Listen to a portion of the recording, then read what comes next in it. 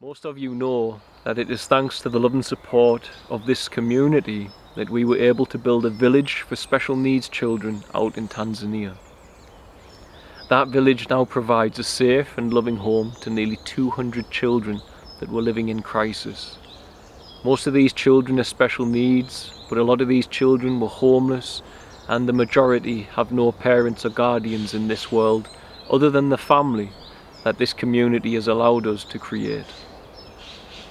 Everything that we do to support these children is made possible by this community and those who choose to share what they can and get involved and become, as I often call it, in their own way, a percentage of the parental role for these little ones.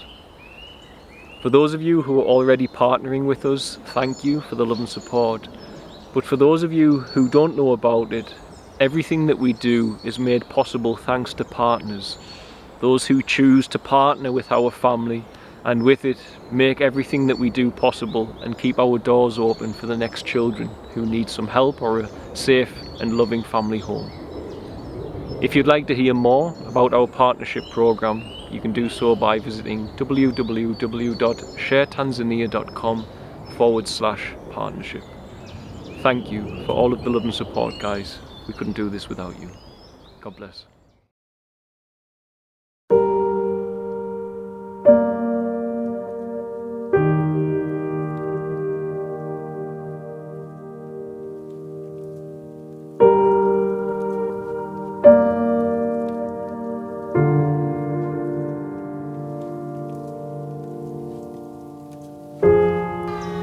Humanity is lost. We are literally, physically, to the definition of the term lost. This element of being lost is hidden and masked by a game of reference that we use due to a certain operating system that we have within us. In the story of Adam and Eve, or going back to the other stories such as Enkidu and Gilgamesh and so on, there is the pointing with these metaphorical tales that humanity has fallen. And I say metaphorical because when we look, for instance, at Adam and Eve, clearly a divine potent intelligence is behind this. For if you split an electron from an atom, you start the multiplication of all life and energy. If you take Eve from Adam, whose etymology comes from atum, which is atom, you start the multiplication of human life. Clearly, this is a story that is pointing humanity to a deeper truth. If we know a little on science, which I am no expert, you see the Bible doing this often. The tribe of Judah are, in their number, 186,400. They are also known as the tribe of light. They are known to camp in the east. The sun rises in the east, the giver of light in our world, and the speed of light in a vacuum, the speed of the light coming from the sun in a vacuum, is 186,400 miles per second. So clearly, those who wrote the scripture were aware of the speed of light in a vacuum. So the stories have been intertwined with knowledge of old that has been lost and we have forgotten. However, as you look at this notion of a fall and you incorporate science within it, and as you look around at all of these world religions that we have, there is one common thread, that man must overcome something that is within him to know God. And you are left with the choice that God put that in you, so as he could work out if you're worthy enough to return to the presence of the living God, the source code programmer, as I call it, or whether or not that was never meant to be part of the design. And as the fall denotes, it was afflicted by an entity or entities who wish to see rebellion and to become God themselves, and in doing so have misled man into this fallen state. Potentially, therefore, altered genetically so that our mind functions in a totally different way. And one of the elements of the mind functioning in a totally different way, if you become aware of the processes of thought and memory, it is evident that the simple base knowledge is the more the intelligence insists on analyzing this reality, the more distance from Creator there is. For as we analyze, we create an image inside the vessel of an analyzer and subjects of analysis externally. And that creates a sense of separation. And that sense of separation, stimulated by an organ which is out of control, our intelligence, our mind, our thought, which is constantly analyzing and trying to organize reality, leaves man uncomfortable. And as man is uncomfortable, he seeks to satiate that discomfort with what we have commonly called sin, or the pursuit of an operating system of the knowledge of good and evil, which is ultimately predominantly driven by fear and pleasure. This is where we are. This is the position that we are in. And therefore, as a species, it is important that we look at how our intelligence can be animated. If our intelligence is to be animated by fear and by pleasure, we can guarantee that we are going to have issues with the future of our species. The mind has a peculiarity to it, that it can not only be animated by fear, but it can create its own fear to be animated by. And this is a self-perpetuating trap that the fallen ones have placed what I perceive our vessels as a slave species.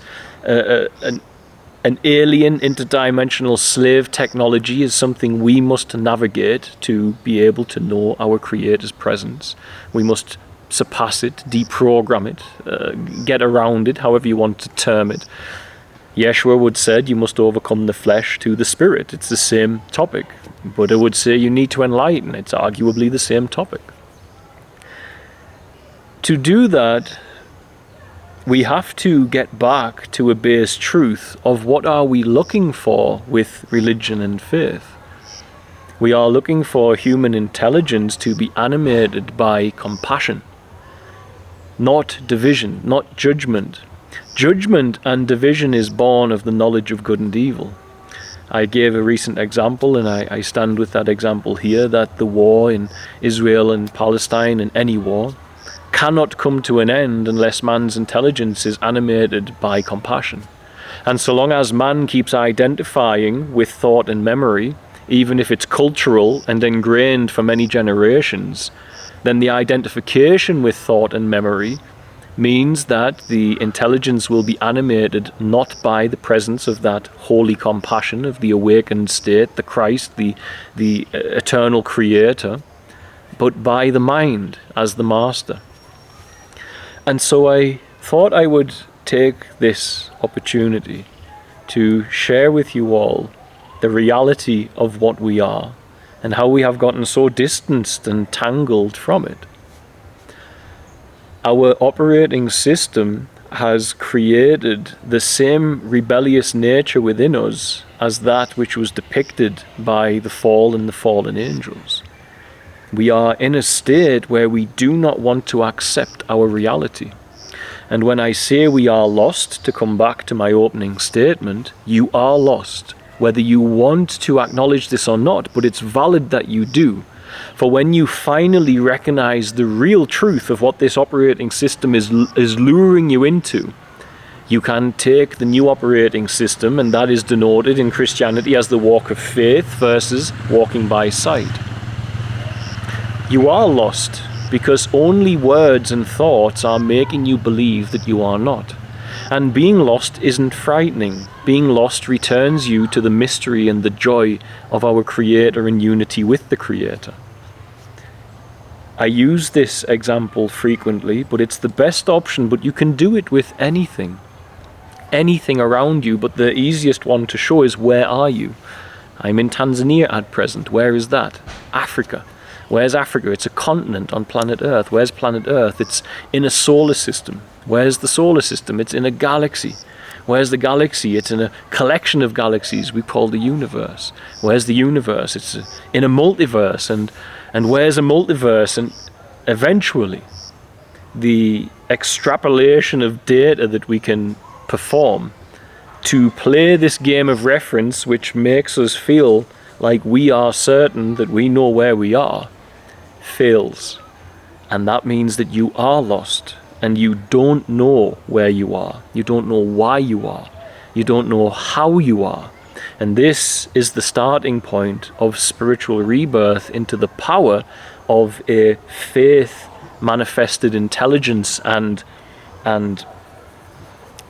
perception and ability to decode that expanded bandwidth of reality that operating system before the fall and the enslavement was given to us, was our appropriate operating system, where a higher wisdom and all-knowingness would guide the vessel.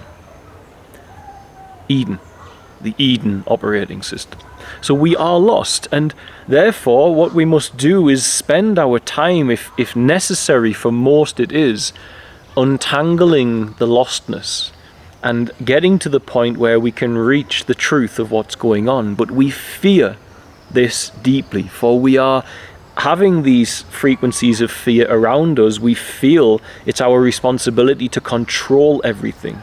But there is no real control other than the illusion of it. For if you look around you, and I were to take a newborn baby and a tree seedling, and you feed them both nutrition which is generated by natural processes on this planet, and you watch a time lapse of them both growing in silence. The child is growing with the tree, side by side. That force that is growing them is automatic. That process, that data that causes the child to grow from baby to infant to adolescent to teen to man, is a force that we cannot quite put our finger on. And so we say it's the force of creation, it's the generous heart of God.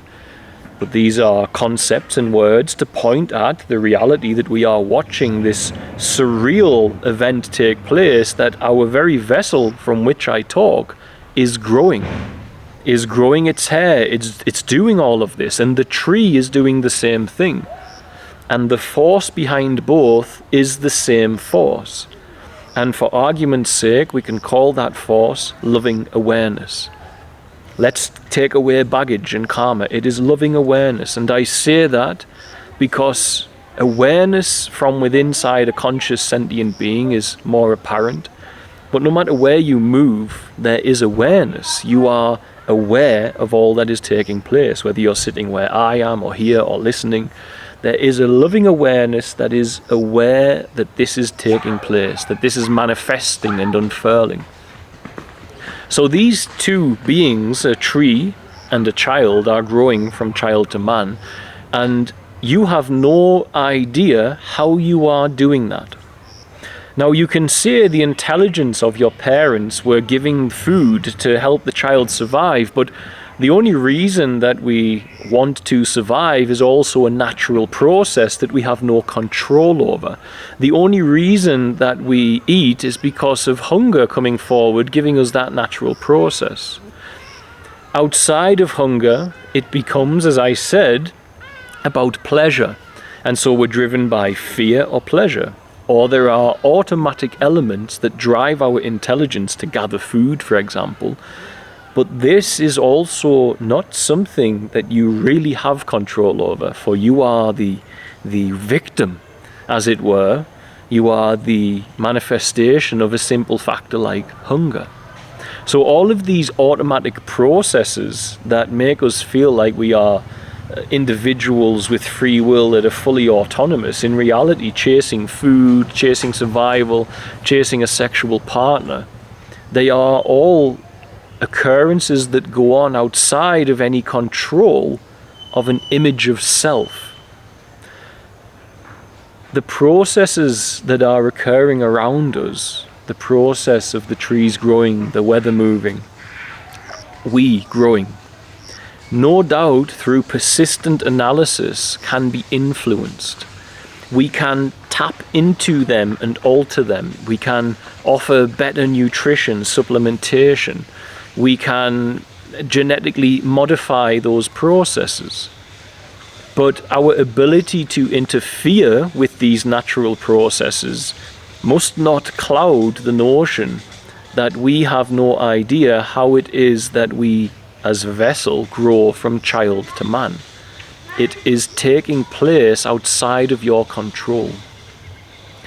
Now, if you take the tree and the child growing together, the only difference is the tree stays in the presence of the living God. It is the generous heart of God pouring forth all creation, and the tree is among that, as is the baby. The baby, at some point, has a hardware that develops within it. And this has come from somebody hacking, in the perception of the human sitting here talking, the biology of the coding of the DNA of the child long ago. And so this fallen hardware within us then generates within it an image of self. And that image slowly begins to separate from that force of love and creation that is growing the body. And this persistence of image creation inside the mind, including within it thought and memory ultimately, causes the child to develop the ego or develop an ability to define itself as an individual inside the collective manifestation of what is mankind, humanity. And this all sounds very basic, but for many, they are completely amnesic of this reality. This is a fact. This is what has happened. This is why we need to enlighten. This is why we have to be spiritually reborn. It is because the God force that grows the body has become clouded and disconnected from by an organ that is generating a self-image persistently and over again. If I take the same thoughts and memories and put them into a tree, does it mean that there is a person in the tree, or is the tree still a manifestation of the collective treeness of all trees, and simply now there are thoughts and memories that are there allowing it to say to the other tree, call me John, call me whatever it's going to be? And so if you put a thought and a memory inside a tree, does it mean there's actually a person inside the tree? It does not. It means there are thoughts and memories. And it means the same essence that makes the tree life and the same essence that makes the baby life is the same essence unified as the generous heart of God. And just because the baby generates an image of self based in thought and memory actually doesn't mean that there's a person in there. It simply means that this individual unit of a collective manifestation of life can now organize itself and define itself and say, hey, I'm your son. I remember that much because I need to know where to go to survive. And I remember where my home is. I need to know where to rest. And I remember I can eat this food and not that food. And that's all very healthy until the mind takes all of those memories, says, this is who and what I am, and is so rigidly certain that is who and what it is that it forgets the force of creation that has grown it from child to man. And this enters the space of rebellious consciousness, where man forgets how much is owed to its creator. The thoughts approaching man like this disconnect him from the natural flows of creator that have come through us, and for all the fallen world has been hijacked and elements of creation have been reprogrammed unfavorably. The connection to our Creator, and with it our perceivably supernatural power to those who don't have it, and our ability to be guided by the Creator, is distanced by this layer of thought and memory that tells us we are this person. It's akin to taking trees and uprooting them in a forest.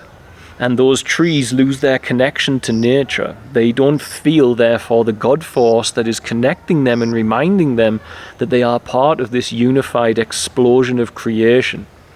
And so they run around on top of the soil, and there is this piece of glass in between the roots and the soil. That piece of glass is the birth certificate identity, where we are trained rigidly in our mind.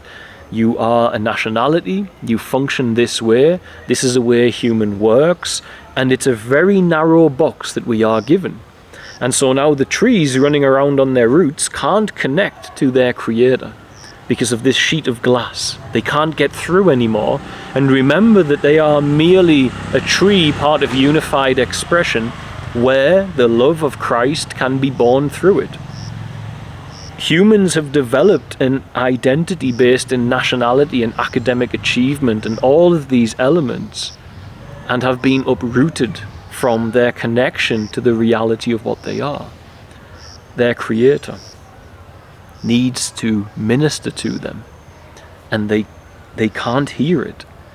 Because as soon as the awareness wishes to settle into the inner place where you unite with the Christ power, the identity of fear and pleasure operating system, the knowledge of good and evil operating system, grabs a hold of the intelligence of the vessel and creates movement and noise in the form of activity, in the form of chasing pleasures, in the form of cocooning yourself with fear. And that's the sheet of glass stopping you from rooting back into the forests of creation. And so this operating system is the enemy of man. And the problem we have is many now look around and they are mixed, and so their intelligence is animated largely by fear and by pleasure. But then, as instead of spirit, which is unified compassionate right action, as it were. So instead of settling into the space where spirit can animate the intelligence and guide the life, which is a walk of faith, not of sight, the majority of us, as soon as we start to settle down to be ready to hear spirit, the operating system of the fallen nature in some way grabs the awareness back into the vessel and stops it from disconnecting from the vessel. And disconnection from the vessel is necessary because you are, as a human organism with a loving awareness embodiment within it, seeking to be guided by the presence of the Christic dimension. And the Christic dimension is a very high frequency. And so the human organism must find a way to overcome the world, the five senses, the pleasure, fear operating system, to reach that space in its consciousness. Some have called it 5D consciousness. Yeshua called it spiritual rebirth and the baptism of the Holy Spirit. All the simply terminologies to point at the reality that all humans can go through that evolution and that process. This is why even Yeshua had to fast if he was going to take it serious that he wished to bring within inside this energy extraction matrix of Satan, the codes of the Christ, the program codes of the source code programmer. You must become an open channel to that space, and to do that we must overcome the lower nature elements, and so the five senses are among there. And if you do a prolonged fast, 30, 40 days, whatever it may be, 2 weeks, whatever, you will taste that. You will find your consciousness moving away from the vessel and into the gifts of the Eden operating system, away from the knowledge of good and evil operating system. And so We have all of this terminology in religion telling us you've got to walk by faith and not by sight, but nobody is examining the blockages to it. No one is examining, with modern terminology really, the notion of spirit and flesh. And what I have perceived to begin with is that the majority of people are not humble, because they haven't recognized that everything that they are believing is an individual self, and its actions is largely a response to natural occurrence that are outside of our control. In other words, we are in the hands of God. Appetite, sexual drive, these are natural faculties, and we gear and design our whole life around these things. And yet we think that we are an individual and we're independent. But you're only following pre-existing creation programs as a being of consciousness and awareness. And so as the child grew to man somewhere, most have forgotten that there is a force that is growing my body, and I have no say in it whatsoever. And this is why we're so terrified of death, because you have no say in that.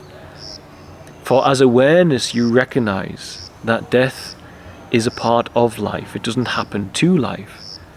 But without awareness, death happens to life, because there is a deep sense of fear, as there's a deep sense of connectivity to all things, where you understand, I can only return back to whence I came.